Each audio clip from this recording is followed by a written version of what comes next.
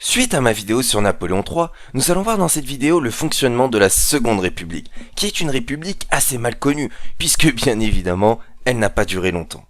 Donc cette nouvelle république, elle est proclamée le 24 février 1848, juste après la révolution de février 48, qui a bien évidemment mis fin au règne de Louis-Philippe. Et sa constitution, elle est promulguée quelques mois plus tard, le 21 novembre 1848. Entre ces deux dates, on a bien évidemment un gouvernement provisoire qui a été mis en place. Mais dans cette vidéo, nous n'allons pas parler de ce gouvernement provisoire. Nous allons nous intéresser à ce qui a eu lieu après et qui est bien évidemment plus intéressant à étudier. Donc, les toutes premières élections présidentielles de l'histoire de France ont eu lieu le 10 décembre de la même année et comme on l'a vu dans ma vidéo précédente, c'est bien évidemment Louis-Napoléon Bonaparte, neveu de Napoléon Ier, qui l'emporte avec presque, et le pourcentage est impressionnant, 80% des voix au suffrage universel direct. Donc, déjà, on peut voir que le pourcentage est impressionnant, et surtout, on peut remarquer que le suffrage universel direct, bien évidemment masculin, était déjà en place, puisque je vous rappelle que les femmes obtiennent le droit de vote qu'en 1944.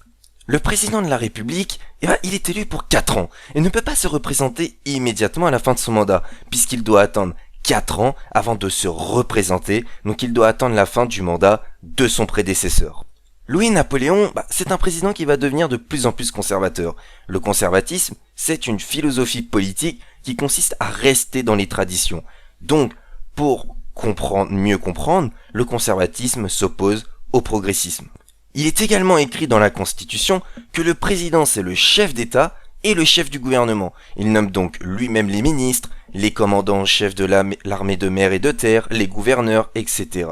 Donc, ce qu'il faut bien remarquer par rapport à ce qu'on a aujourd'hui, la 5e République, c'est que le chef du gouvernement, aujourd'hui, c'est le Premier ministre, alors que à l'époque, c'était le président. Ce qui montre que le président avait quand même beaucoup de pouvoir à cette époque.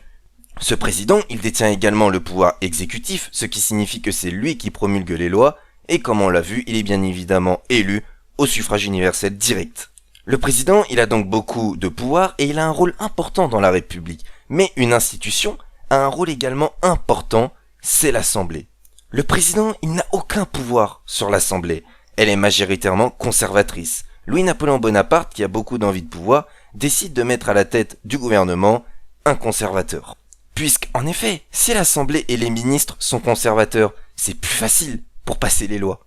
Cependant, ils vont passer des lois qui vont fortement déplaire aux Français, comme la suppression des élections au suffrage universel et la suppression de la liberté de la presse. Et grâce à cela, et également face au refus des députés de modifier la Constitution pour qu'il se fasse immédiatement réélire, Louis-Napoléon Bonaparte, il organise un coup d'État le 2 décembre 1851. Donc il dissout l'Assemblée et il remet en place les élections au suffrage universel. Puisque déjà je vous rappelle que le président, comme on peut le voir sur le schéma, mais il ne peut pas dissoudre l'Assemblée. Et là, il le fait. Puis, le 21 décembre 1851, il fait passer un plébiscite sur les nouvelles institutions, c'est-à-dire qu'il reste président et que la Constitution est changée. Donc un plébiscite, c'est un procédé par lequel un chef d'État demande l'avis des citoyens qui doivent répondre à une question par oui ou non. Ce qu'on connaît, nous, sous le nom beaucoup plus contemporain, bien évidemment, de référendum. Et il obtient donc l'approbation des Français et la nouvelle Constitution est promulguée le 14 janvier 1852. Cette nouvelle constitution, elle renforce énormément son pouvoir, car il redevient le chef de l'État et le chef du gouvernement, mais surtout, il n'est non plus élu pour 4 ans, mais maintenant pour 10 ans. La Seconde République, elle prend fin le 2 décembre 1852 lorsque l'Empire est restauré.